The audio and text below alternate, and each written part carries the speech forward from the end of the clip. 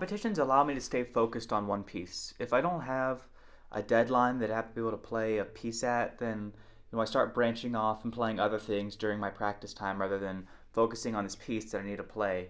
For example, like if I'm practicing a competition piece and I hear a chord that I like, I might all of a sudden start improvising off that chord, or it reminds me of how another piece sounds, and I start playing that other piece, and I don't practice as well unless I have that deadline that says you need to be able to play really well this day.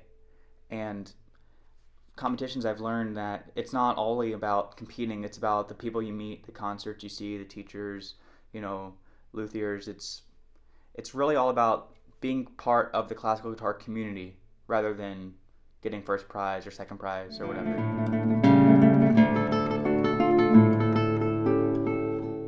Louisville and Columbia had definitely different feels. Louisville is more of like a city feel with, lots of people, tons of restaurants, buildings, stuff everywhere. It allows you to have a life outside of guitar if you wanted one. So when you weren't practicing or studying, there was stuff that you could do, lots of people you could see. While on the other hand, Columbia was a little bit more remote. It felt there wasn't as much there, but there's still great restaurants and a nice downtown area. It allows you to focus more on guitar and education, and that works for some people, but other people need to step and get away and kind of go into a city.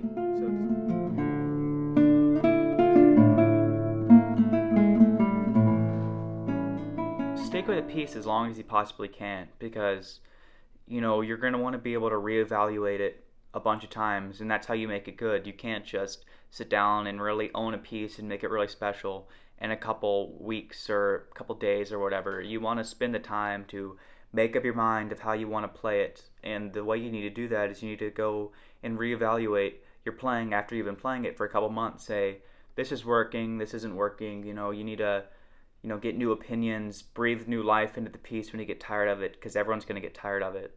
There's going to be times where you love a piece because you just performed it awesome and everyone loved it. There's also going to be times that you hate it because you hate practicing it, you hate hearing it.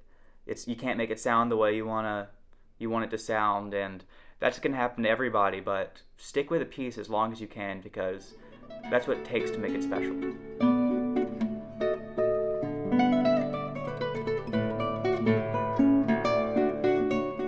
Failure allows you to reevaluate your playing.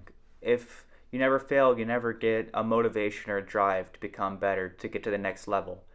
Once you fail, you say, what could I have done better? What do I need to do better to become better?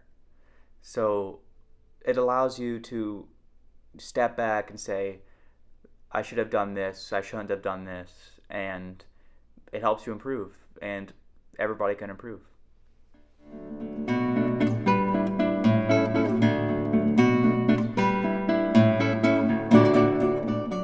I plan to finish high school. I'm going into my senior year next year, and I'm going to prepare for upcoming competitions, auditions, because I'm auditioning at various schools to major in classical guitar performance.